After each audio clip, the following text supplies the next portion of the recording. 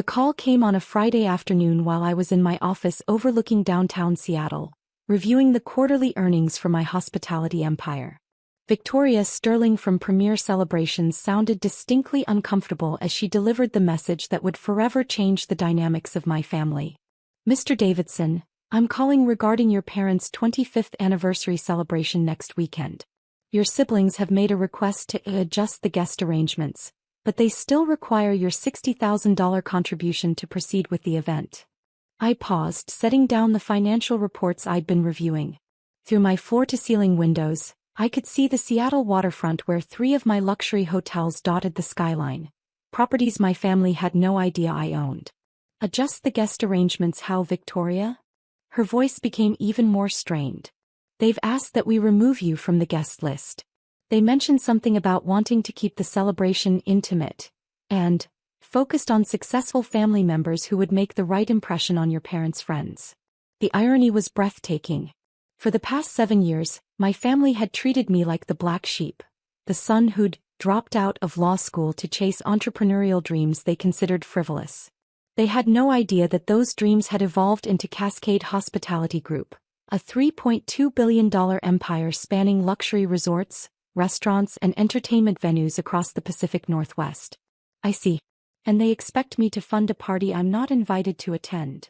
That appears to be the situation, yes.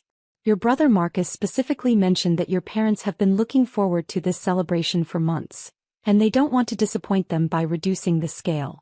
Marcus, my older brother, the successful corporate attorney who'd spent the last decade making sure everyone knew he was the family's pride and joy. The same brother who'd convinced my parents that my business ventures were cute hobbies that would never amount to anything substantial. Victoria, I need you to cancel the entire event. I'm sorry, what? But sir, it's your parents' silver anniversary. I can't just. Yes, you can. Because the celebration is scheduled at Cascade Point Resort, which I own. The catering is being provided by Sterling Culinary Group, also mine. The flower arrangements are coming from Pacific Garden Designs, my company. The guests are staying at Cascade Hotels in Seattle, Portland, and Vancouver, all part of my chain. The silence on the other end stretched for nearly 15 seconds. Mr. Davidson, I don't understand. The contracts all show different company names. All subsidiaries of Cascade Hospitality Group. I'll have my legal team send over the ownership documentation within the hour. Consider this official notice that all services are being withdrawn. After ending the call, I sat in my executive chair, looking out at the empire I'd built while my family dismissed me as a failure. It had started with a small bed and breakfast I'd purchased with my college fund after dropping out of law school. My parents had been horrified, their son choosing hospitality over the legal career they'd planned for me. What they never understood was that I hadn't failed at law school. I'd simply realized that building something from nothing was more appealing than arguing cases for other people's problems. Every dollar I'd made from that first property had been reinvested into the next acquisition, and then the next, until I controlled some of the most prestigious hospitality properties on the West Coast. But to them I was still just Alex, the disappointment who'd given up on his potential to run what they assumed were small, struggling businesses. My phone buzzed. Marcus's name appeared on the screen. Alex, what the hell did you just do? Good afternoon to you too, Marcus. The anniversary party coordinator just called Mom and Dad in tears, saying the entire event is cancelled. He claims you own all the vendors. That can't be right. It's completely right. That's impossible. You run a couple of small hotels. I own 47 properties across 3 states, Marcus. The small hotels you're referring to generate more annual revenue than your law firm's entire client base. The silence told me he was processing this information. You're lying. I'm sending you some documents. After you review them, we can continue this conversation. I hung up and instructed my assistant to prepare a comprehensive portfolio of my holdings, focusing on the properties and services involved in the anniversary celebration. Within 30 minutes, a courier was delivering the package to Marcus's downtown law office. My phone started ringing 20 minutes later. First Marcus, then my sister Lisa, then my parents. I let them all go to voicemail while I finished my afternoon meetings. Marcus's message was a mix of shock and indignation. Alex, I've seen the documents. We need to talk immediately. This changes nothing about the anniversary party. Mom and Dad deserve their celebration. Lisa's message was more emotional. Alex, I don't understand what's happening. Marcus showed me some paperwork that doesn't make sense. Please call me back. We can work this out. My parents' message broke my heart. My father's voice was confused and hurt. Son, we're getting conflicting information about this weekend. Your mother is very upset. Can you please call us and explain what's going on? I waited until evening to return their calls, starting with my parents.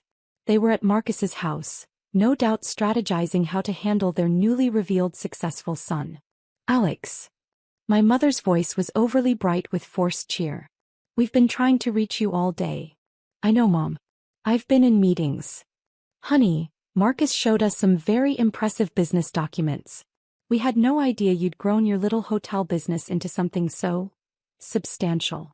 There it was. Even in her attempt at praise, she couldn't help but refer to my empire as a little hotel business that had grown up.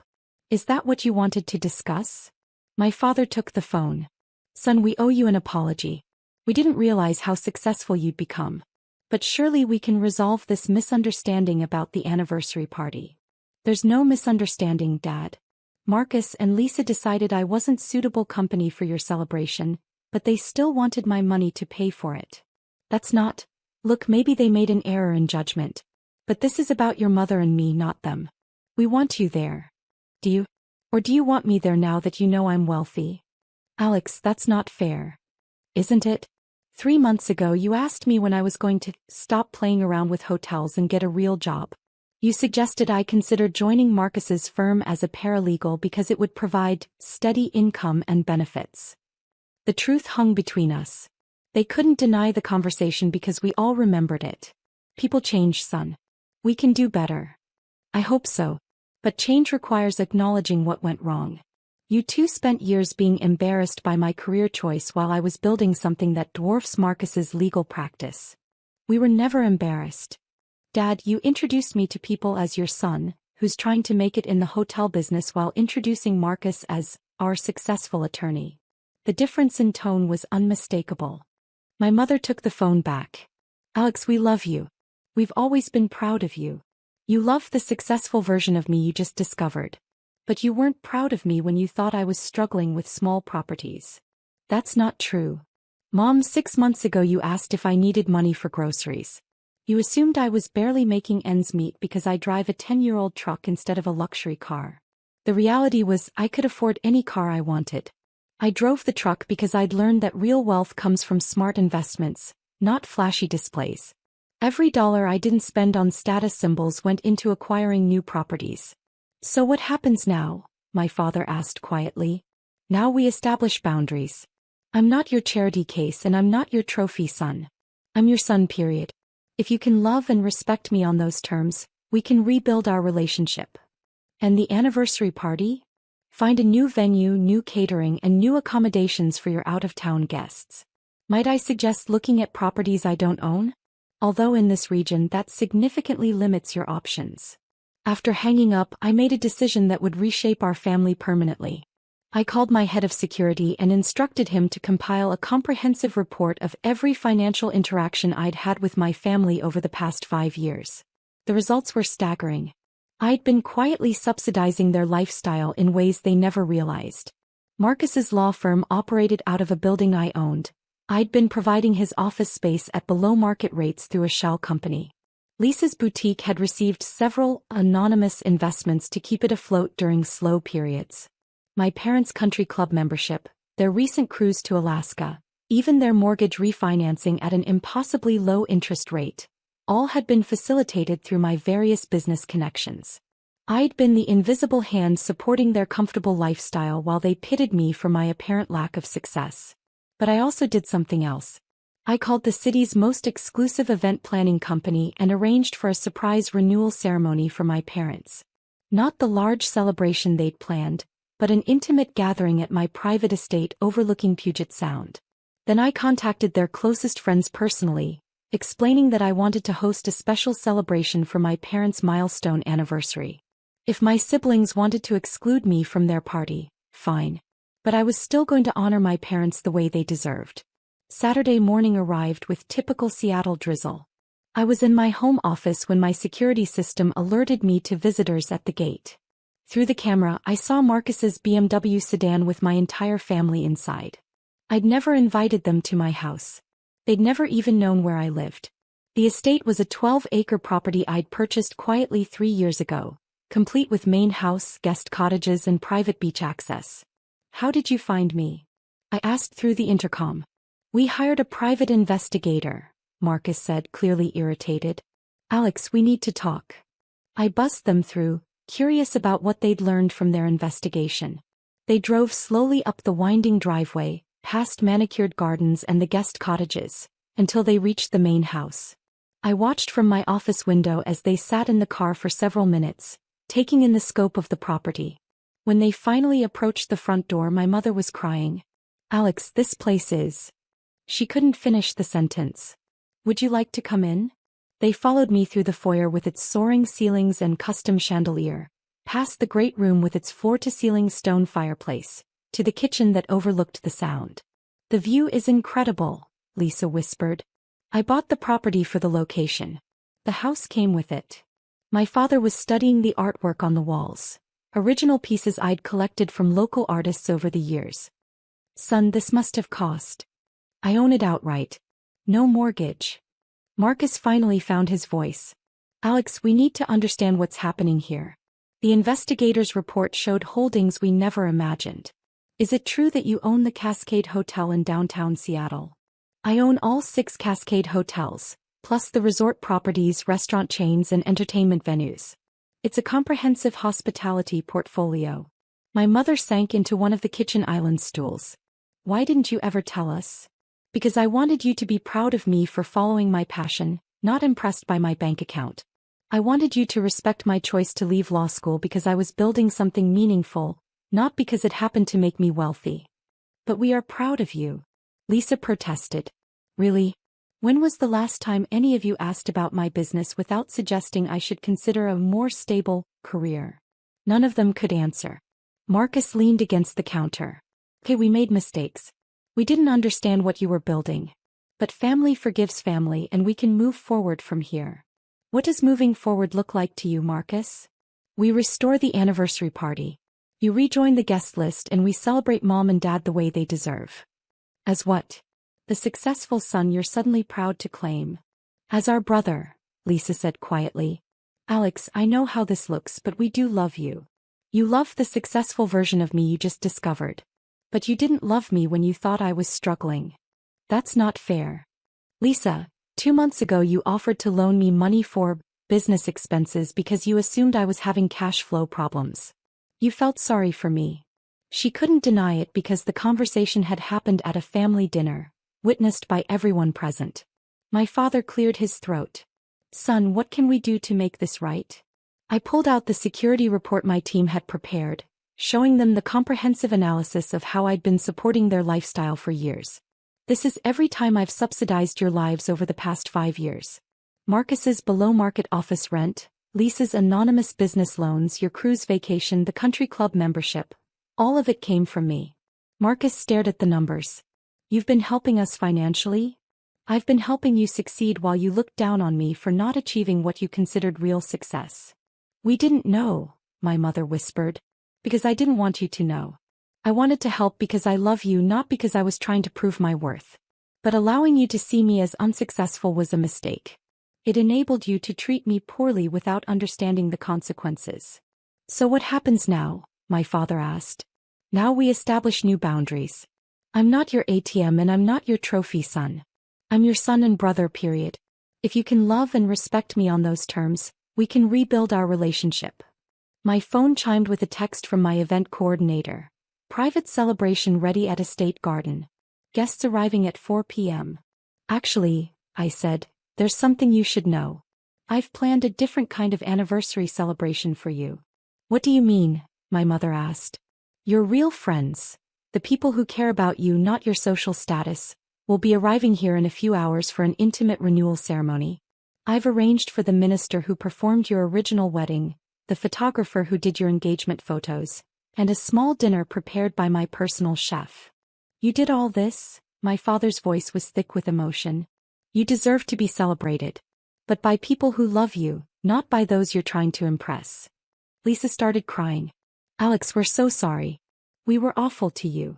You were thoughtless. There's a difference. Can you forgive us? Marcus asked. I looked at my family, really looked at them. They were flawed, they'd hurt me, but they were still my family. I can forgive you. But forgiveness isn't the same as forgetting. Things have to change. They will, my mother promised. We want to know the real you, not just the successful businessman. We want to understand why you chose this path and what drives you. And we want to support your dreams, not dismiss them, Lisa added. Even when those dreams don't match your expectations? Especially then, my father said firmly. That afternoon, I watched my parents renew their vows in my garden overlooking Puget Sound. 20 of their closest friends had come to celebrate. People who'd known them for decades and cared about their happiness, not their social connections. Marcus gave a toast that surprised me. To my parents who taught us that love endures through every challenge. And to my brother Alex who taught us today that success isn't measured by other people's expectations, but by staying true to your own vision. Lisa pulled me aside as the sun was setting over the water.